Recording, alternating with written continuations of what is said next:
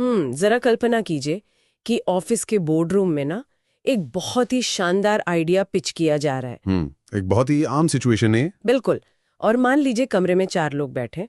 पहला व्यक्ति एकदम उत्साह से मेज थपथपा रहा है कि भाई ये तो दुनिया का सबसे बेहतरीन आइडिया है। राइट। लेकिन जो दूसरा व्यक्ति है वो उसी आइडिया में 10 अलग अलग कमियां निकाल रहा है। मतलब हर एक रिस्क का हिसाब मांग रहा है वो। और कोई एक ऐसा भी होगा जो कुछ बोल ही नहीं रहा होगा। एग्जैक्टली। तीसरा व्यक्ति बिल्कुल चुपचाप बैठा है, बस मुस्कुरा रहा है ताकि किसी तरह के विवाद में ना पड़े। और चौथा व्यक्ति बस घड़ी देखकर झल्ला रहा है। हाँ, वो बस काम खत्म करना चाहता होगा। हाँ ना, वो कह रहा है कि बस बातें बंद करो और इसे कल ही लॉन्च करो। मतलब ऐसे माहौल में अक्सर दिमाग में बस एक ही ख्याल आता है, क्या ये सब पागल है या फिर ये दुनिया सच में मूर्खों से भरी हुई है। हाँ, तो क्या सच में ऐसा है? देखिए, ये एक बहुत ही क्लासिक स्थिति है और ऐसी भावना मन में आना ना पूरी तरह से स्वाभाविक है। मतलब ये कोई अनोखी बात नहीं है। बिल्कुल नहीं। हम इंसानों की फितरत ही होती है चीजों को बहुत ही सीधे और बाइनरी नजरिए से देखने की। बाइनरी मतलब एकदम ब्लैक एंड व्हाइट? हाँ, एकदम। अगर कोई हमारी तरह नहीं सोच रहा है या हमारी बात नहीं समझ रहा है तो हमारा दिमाग तुरंत मान लेता है कि सामने वाले में ही कोई कमी है।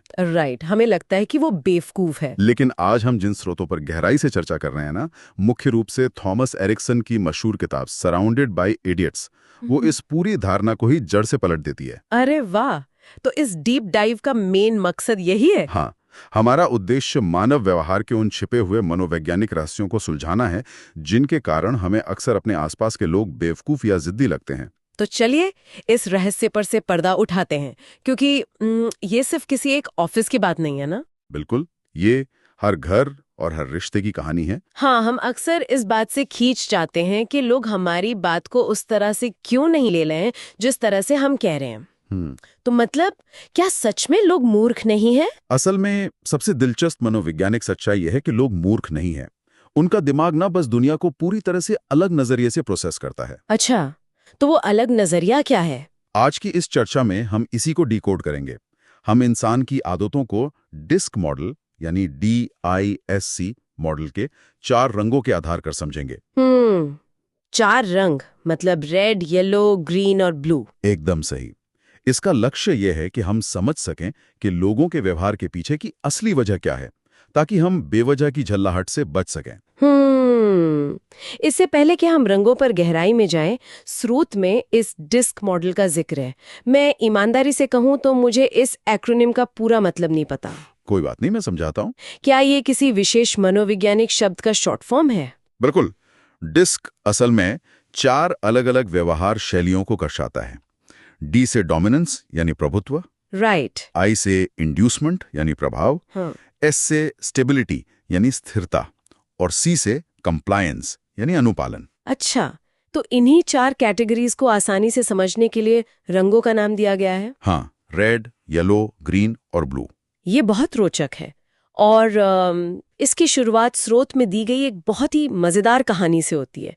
स्ट्यूअर नाम के एक 60 साल के व्यवसायी की कहानी। हाँ, स्ट्यूअर की कहानी बहुत ही दिलचस्प है। उसने अपनी एक कंपनी बनाई थी और उसका पक्का विश्वास था कि उसके अलग अलग विभागों में काम करने वाले सभी कर्मचारी पूरी तरह से मूर्ख हैं। और वो सच में ऐसा ही मानता था। बिल्कुल। उसका गुस्सा इतना मशहूर था कि ऑफिस के रिसेप्शन पर बाकायदा एक लाल और हरी बत्ती लगा दी गई थी, ताकि लोगों को पता रहे कि उसका मूड कैसा है। हाँ, जब बत्ती लाल होती तो इसका मतलब था कि स्ट्यूअर्ट ऑफिस में है और गुस्से में है।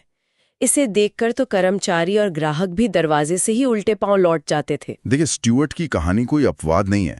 अगर हम इसे बड़े साइकोलॉजिकल नजरिए से देखें ना, तो मशहूर मनोवैज्ञानिक कार्ल जुंग ने एक बहुत अच्छी बात कही थी। क्या कहा था उन्होंने? उन्होंने कहा था कि हम दूसरों का आकलन हमेशा अपने व्यवहार के चश्मे से करते हैं। स्ट्यूअर्ट की असल समस्या ये नहीं थी कि उसके कर्मचारी बेवकूफ थे। तो समस्या क्या थी? उसकी समस्या ये थी कि वो हर किसी के सोचने के तरीके को अपने सांचे में फिट करना चाहता था। जो उसके जैसी तेजी से काम नहीं करता था, वो उसकी नजर में मूर्ख था। समझ गई। और यहीं से संवाद का सबसे बड़ा नियम निकल कर आता है। संवाद हमेशा सुनने वाले की शर्तों पर होता है। अरे वाह, संवाद हमेशा सुनने वाले की शर्तों पर होता है। बिल्कुल। हम चाहे जो कहें, अर्थ वही निकलेगा जो सामने वाला समझेगा। ये एक बहुत ही शानदार नियम है। मेरे दिमाग में ना इसे लेकर एक एनालॉजी आ रही है। हाँ, बताइए। ये बिल्कुल वैसा ही है जैसे कोई व्यक्ति अपने एंड्रॉयड फोन में एप्पल का चार्जर लगाने की जबरदस्ती कोशिश कर रहा हो। बहुत ही बढ़िया उदाहरण है ये। है ना? लेकिन बात सिर्फ चार्जर के प्लग की नहीं है, बात उनके अंदर के ऑपरेटिंग सिस्टम की भी है। एकदम सही बात पकड़ी आपने। मान लीजिए कोई एक डिवाइस से बहुत ही इमोशनल फाइल भेज रहा है, लेकिन सामने वाली मशीन का दिमाग सिर्फ तार्किक स्प्रेडशीट पढ़ने के लिए फॉर्मेटेड है, तो जाहिर है कि डेटा ट्रांसफर के दौरान करप्ट हो जाएगा। बिल्कुल, गलती ना तो फाइल की है और नहीं मशीन की। हाँ, बस दोनों के डेटा प्रोसेस करने का तरीका अलग है। ये एकदम सटीक एनालॉजी है। हम कितने भी अच्छे शब्दों का इस्तेमाल करें, हमारा संदेश सामने वाले के कॉग्निटिव फिल्टर से होकर गुजरता है। कॉग्निटिव फिल्टर यानी उनके दिमाग की जाली। हाँ, और यहीं से उन 4 रंगों की भूमिका शुरू होती है जो हमें बताते हैं कि सामने वाले का ऑपरेटिंग सिस्टम कैसा है। तो चलिए हम भी एक काल्पनिक प्रोजेक्ट का उदाहरण लेते हैं। ठीक है, देखते हैं कि सबसे पहला रंग यानी रेड स्वभाव उसे कैसे हैंडल करेगा। बिल्कुल। मान लीजिए कंपनी में एक बहुत बड़ा और मुश्किल प्रोजेक्ट आया है। जो लोग स्ट्यूमर्ट की तरह होते हैं, जिन्हें हर चीज पर नियंत्रण चाहिए, वे अक्सर रेड स्वभाव के होते हैं, राइट? हाँ, ये लोग बहुत तेज होते हैं, हमेशा अपने लक्ष्य पर नजर रखते हैं और एकदम सीधी बात करते हैं। ऐसा लगता है जैसे उनके पास हमेशा समय की कमी हो। सही कहा। रेड स्वभाव वाले लोग यानी डोमिनेंस वाली श्रेणी के लोग जन्मजात लीडर माने जाते हैं। वे असंभव को भी संभव बनाने का आत्मविश्वास रखते हैं। लेकिन वो हर चीज को कंट्रोल क्यों करना चाहते हैं? क्योंकि उनके दिमाग की बनावट ही ऐसी होती है। वे किसी भी तरह की अनिश्चितता को नियंत्रण के जरिए खत्म करना चाहते हैं। अगर कोई काम अटका है तो एक रेड व्यक्ति उसे किसी भी कीमत पर पूरा कर देगा। कठोर लगती है। अच्छा, यहाँ मुझे थोड़ा शक होता है और मैं एक सवाल उठाना चाहूंगी। पूछिए। क्या ऐसे लोग असल में सिर्फ धौंस जमाने वाले यानी बुलीज नहीं होते हैं? मेरा मतलब है, जब वे दूसरों को दबाते हैं या तेज आवाज में बात करते हैं, तो क्या वे सिर्फ पावर दिखाना चाहते हैं? ये बहुत ही स्वाभाविक शंका है, लेकिन अगर हम इसके पीछे के मनोविज्ञान को समझे ना, तो जवाब थोड़ा अलग मिलेगा। वो कैसे? देखिए, एक बुली जानबूझकर भावनात्मक रूप से दूसरों को नीचा दिखाना चाहता है, लेकिन रेड स्वभाव वाले लोग व्यक्तिगत रूप से किसी को आहत नहीं करना चाहते। तो फिर वो इतने कठोर क्यों होते हैं? क्योंकि दरअसल वे भावनाओं के स्तर पर सोच ही नहीं रहे होते हैं। उनके लिए काम, नतीजे और लक्ष्य किसी भी रिश्ते से ज्यादा जरूरी होते हैं। अच्छा, मतलब फोकस सिर्फ काम पर है। हाँ, पावर उनके लिए कोई मंजिल नहीं है, वो सिर्फ एक टूल है ताकि वे बिना किसी रुकावट के काम जल्दी खत्म कर सकें। सोचिए, जब स्टीव जॉब्स आईफोन बना रहे थे। हाँ, उनका तो काफी नाम है इस मामले में। बिल्कुल, उन्हें इस बात से कोई फर्क नहीं पड़ता था कि टीम कैसा महसूस कर रही है। उनका फोकस सिर्फ इस बात पर था कि प्रोडक्ट बेहतरीन होना चाहिए। स्रोत में एक और नाम दिया गया है जिसने मुझे सच में चौंका दिया, मदर टेरेसा। हाँ, ये उदाहरण बहुतों को हैरान करता है। आमतौर पर हम उन्हें शांति और करुणा का प्रतीक मानते हैं, लेकिन वे भी इसी रेड श्रेणी में आती हैं। बिल्कुल आती हैं, क्योंकि अगर हम गहराई से सोचें ना, उन्होंने दुनिया भर के राजनेताओं से बात की, अपनी शर्तों पर फंडिंग जुटाई। हाँ, इतने बड़े वैश्विक मिशन को अंजाम दिया। तो क्या ये बिना एक असाधारण दृढ़ता और रेड स्वभाव के संभव था? वे अपने लक्ष्य के प्रति इतनी समर्पित थी कि वे किसी भी बाधा को पार कर सकती थी। समझ गई। यही शुद्ध रेड ऊर्जा है। एकदम। अगर किसी को ऐसे व्यक्ति के साथ संवाद करना हो, तो लंबी चौड़ी भूमिका नहीं बांधनी चाहिए, सीधे मुद्दे पर आना चाहिए। ये सच में एक तरह का आई ओपनर है। अब मान लीजिए रेड ने प्रोजेक्ट का लक्ष्य तय कर दिया, लेकिन उस प्रोजेक्ट में जान फूंकने के लिए भी तो किसी की जरूरत होगी ना। बिल्कुल, और यही एंट्री होती है हमारे दूसरे रंग की, येलो स्वभाव यानी इंड्यूसमेंट। जहां रेड लोग सिर्फ काम देखते हैं, वहीं येलो लोगों के लिए मजे, रिश्तों और उत्साह से बढ़कर कुछ नहीं होता, राइट? हाँ, ये बेहद आशावादी और रचनात्मक होते हैं। येलो लोग किसी भी कमरे की ऊर्जा बदल सकते हैं। मतलब एकदम पार्टी की जान होते हैं। बिल्कुल।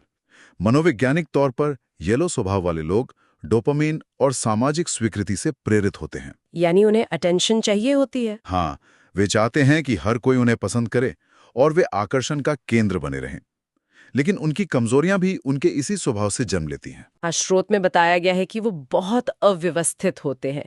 काम शुरू तो बहुत जोश में करते हैं, लेकिन उसे खत्म करने में उनकी कोई दिलचस्पी नहीं होती। सही कहा, वो बस नई चीजों के पीछे भागते हैं। मेरे दिमाग में येलो लोगों की तस्वीर उस दिवाली के रॉकेट जैसी है, जब वो आसमान में जाता है तो बहुत रोशनी करता है, शोर मचाता है। हाँ, सब तालियां बजाते हैं। लेकिन किसी को नहीं पता होता कि वो असल में गिरेगा कहाँ। और सबसे बड़ी बात, वे बहुत बुरे श्रोता होते हैं। ये दिवाली का रॉकेट बहुत ही शानदार एनोलॉजी है।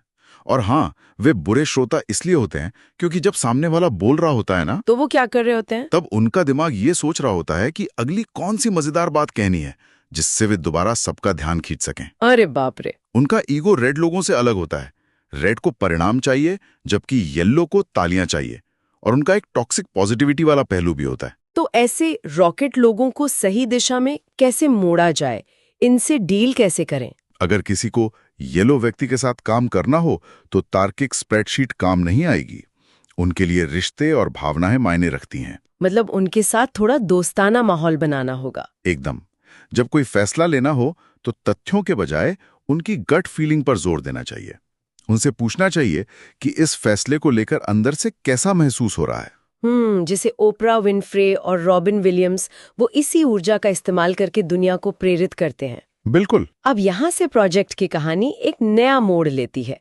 रेड ने लक्ष्य तय कर दिया, येलो ने सबको उत्साहित कर दिया। लेकिन सोचिए, अगर दुनिया में सिर्फ ये दोनों ही हों तो क्या होगा? तो कोई भी काम कभी पूरा नहीं होगा और दुनिया एक पागल खाना बन जाएगी। हाँ, इस पूरी व्यवस्था को शांत करने और काम को अंजाम तक पहुंचाने का काम करते हैं ग्रीन स्वभाव वाले लोग। और दिलचस्प बात यह है कि समाज का सबसे बड़ा हिस्सा इसी रंग का होता है। बिल्कुल सही। ग्रीन यानी स्टेबिलिटी। ग्रीन लोग बेहद शांत, वफादार, शानदार श्रोता और बेहतरीन टीम प्लेयर होते हैं, जो हमेशा दूसरों की मदद के लिए तैयार रहते हैं। हाँ, विकासवादी मनोविज्ञान के नजरिए से देखें तो इंसान कबीलों में जीवित रहे हैं। ग्रीन लोगों का अवचेतन मन ये मानता है कि समूह की एकता टूटने का मतलब है खतरे में पड़ना। इसलिए वे विवादों से बचते हैं। राइट। लेकिन यहीं एक बहुत बड़ी अड़चन भी आती है। उन्हें बदलाव से सख्त नफरत होती है और वे कई बार अपनी असली भावनाएं ही छुपा लेते हैं। हाँ, स्रोत में इसे मूक विरोध या साइलेंट रेजिस्टेंस कहा गया है। मतलब मीटिंग में मुस्कुराकर हाँ कह देंगे, लेकिन असल में वे उस काम को करेंगे नहीं। ये बहुत आम है उनके साथ। मैं यहाँ थोड़ा तीखा सवाल पूछना चाहूंगी। क्या हमेशा सबको खुश रखने की ये आदत एक तरह का धोखा या पैसिव एग्रेशन नहीं है? क्या ये लोग फैसले लेने में देरी करके पूरी टीम को धीमा नहीं कर देते? ये बहुत ही व्यवहारिक सवाल है। कॉर्पोरेट दुनिया में इसे अक्सर टाल मटोल ही समझा जाता है। लेकिन अगर हम इसके पीछे के मनोविज्ञान को समझे ना, तो क्या वजह निकलती है? वजह यह है कि ग्रीन लोग जानबूझकर किसी को धोखा नहीं दे रहे होते।